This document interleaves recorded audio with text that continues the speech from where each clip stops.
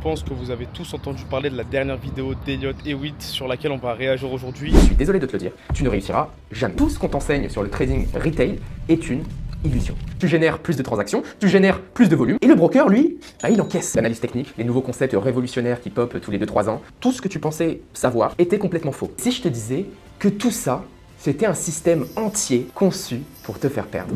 Faut reconnaître quelque chose, il y a des vérités dans ce qu'il dit. Il y a aussi des choses qui sont un peu poussées à l'extrême justement pour promouvoir sa nouvelle formation parce que son ancienne formation apparemment était obsolète.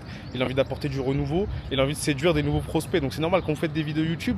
Sur le trading, en fait, il y a un conflit d'intérêts qui se crée et malheureusement, il y a cette problématique de est-ce que cette personne-là est là pour me faire gagner de l'argent ou est-ce que cette personne-là, elle est là pour justement me vendre sa formation tout simplement comme 99% des formateurs quoi.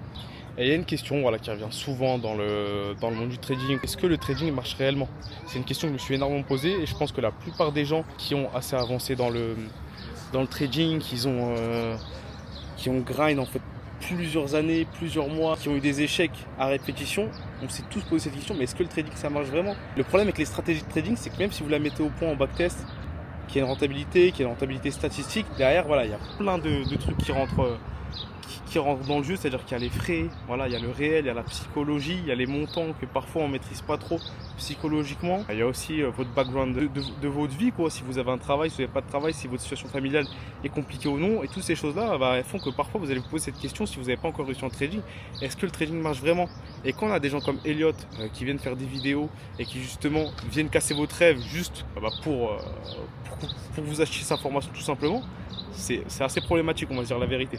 Le truc, c'est que la majorité des gens, en fait, ils échouent avant d'arriver au seuil de rentabilité. C'est-à-dire que même s'ils ont une stratégie qui marche, par exemple, on va prendre mon cas, j'ai une stratégie qui marche, qui a été testée pendant quelques mois, qui a marché pendant parfois quelques mois, mais en fait, il suffit d'un mauvais jour, il suffit d'une mauvaise semaine pour tuer tous vos efforts. Et c'est ça le problème en trading, c'est que c'est l'un des métiers les plus durs du monde. Donc dites-moi en commentaire si vous êtes déjà posé cette question, mais c'est une des choses que je voulais parler et qui posait problème surtout avec la vidéo d'Elliott. Il y a une deuxième chose qu'Elliott dit dans la vidéo et franchement, je trouve ça intéressant parce que c'est pas faux. Moi je suis quelqu'un qui voyage beaucoup, je viens à avoir beaucoup de contacts avec les gens, mais est-ce que tu connais quelqu'un qui gagne réellement sa vie en trading? C'est-à-dire que est-ce que tu connais quelqu'un qui t'a vu de tes yeux? Parce que c'est bien beau, moi si demain je viens à ta table dans un restaurant, on part ensemble et je te dis que je suis trader, tu vas me croire, je sais de quoi je parle, j'ai de l'argent, mais est-ce que réellement tu connais quelqu'un, tu as vu de tes yeux ses résultats, un track record, un vrai track record? Est-ce que tu as vu quelqu'un justement qui est successful en trading? Et moi je vais vous dire la vérité, j'ai rejoint une formation il y a quelques années avec plus de 300-400 membres, une formation que j'ai payé plus de 3000 €. Et j'ai jamais vu de track record, j'ai jamais rencontré personne qui était rentable avec la formation. Après, je ne remets pas en cause cette formation parce que c'est la méthode que j'utilise aujourd'hui. Et la méthode d'analyse, je ne vais pas vous mentir, elle est super utile, elle est vraiment forte. Mais entre analyser et trader, il y a une grande différence, il y a un fossé entre les deux. Et c'est pour ça que je vous pose cette question pour que vous puissiez prendre du recul. En fait, cette vidéo, c'est pas pour casser vos rêves. Je vais continuer le trading, je vais continuer à travailler. Mais c'est pour prendre du recul, discuter avec vous, voir ce que vous en pensez. Pour revenir à ça, donc c'est là qu'on voit justement un gros conflit d'intérêts avec les formateurs. C'est-à-dire qu'ils vont vous proposer des formations, mais derrière, on ne sait jamais vraiment si cette personne-là gagne sa vie avec les formations ou si elle gagne vraiment sa vie en pratiquant. Je pense qu'il y a un manque de transparence dans la communauté, que ce soit française ou américaine ou quoi que ce soit. Un manque de transparence sur les résultats. On trouve toujours une excuse de l'argent c'est tabou pour ma sécurité, alors que la plupart ne vivent même pas en France. Enfin bref. Et là, je pense qu'on vient au point le plus intéressant de la vidéo, c'est est-ce que l'analyse technique est inutile? C'est là où je suis moins d'accord avec Elliott. Pour moi, son but, il est clair. Son but, c'est de choquer, c'est de provoquer un électrochoc chez vous, chez moi, chez la plupart des gens justement qui ont commenté sa vidéo. Si l'analyse technique ne marche pas, comment tu peux expliquer? Encore une fois, c'est que du factuel ce que je vous dis, je ne suis pas en train d'inventer quoi que ce soit. Comment tu peux expliquer des récurrences statistiques sur des patterns? Attention, je ne parle pas de vos patterns, épaule, tête, épaule, etc. Je parle de méthodes avec des règles strictes, avec une vraie méthodologie.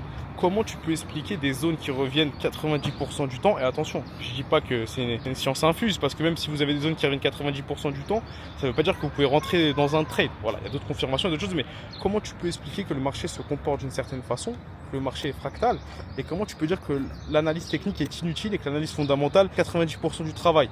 C'est absurde, encore une fois. Et je vais parler justement par rapport à ça.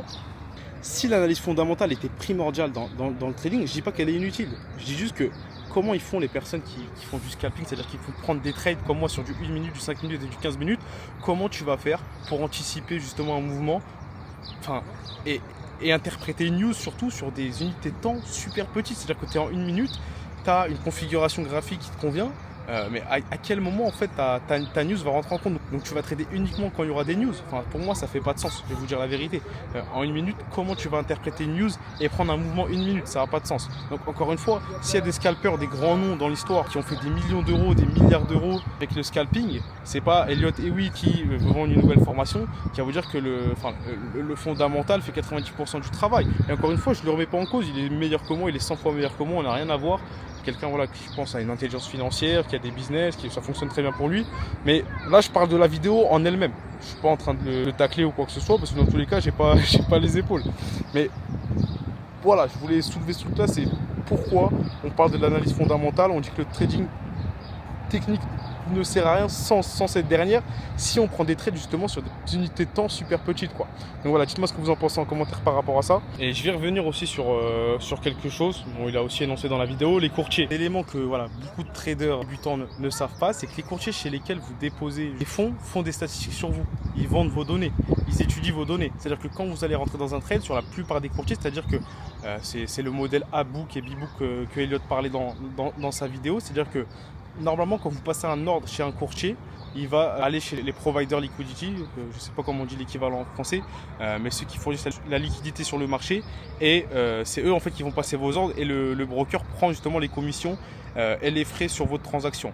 Maintenant, ce que beaucoup de courtiers font, et ça, bon, après c'est à vous de vous renseigner, mais en soi, ça nous changerait, nous, avec nos portefeuilles, c'est pas ça qui va changer notre vie, mais ça peut être problématique, je vais vous expliquer. C'est-à-dire que, en fait, le courtier, vu que 95% des traders particuliers qui ouvrent un compte chez les brokers, en fait, sont perdants, ils vont tout simplement parier contre vous. C'est-à-dire que quand vous allez ouvrir un trade, vous n'allez pas trader sur le marché, en fait, vous allez trader contre le broker. En fait, c'est comme si vous étiez sur une plateforme de paris sportif et que vous pariez sur une cote du PSG, et le broker, lui, avec ses calculs de rentabilité, il va savoir qu'en fin de compte, il va être rentable. C'est exactement pareil, en fait.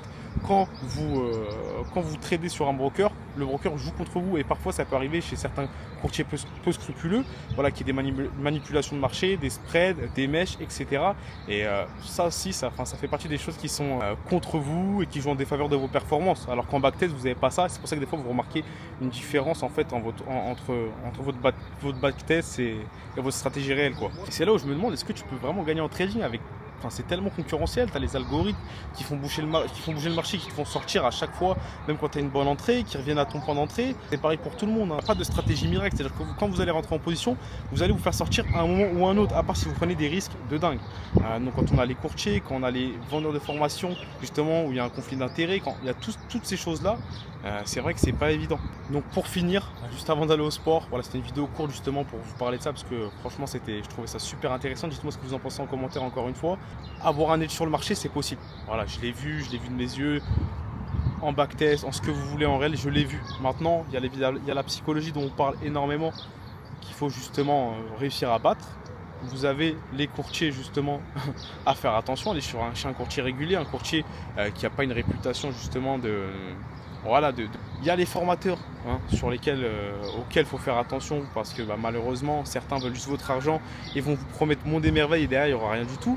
Donc voilà, moi de mon côté je pense que c'est possible de réussir en trading, mais comme on le dit souvent, c'est le sport le plus dur du monde. Donc il va falloir justement être super rigoureux, travailler des années, et je pense que c'est plus un marathon. Comme moi, quand j'ai commencé, je pensais que pendant un an j'allais gagner de l'argent avec le trading, et c'est pas le cas.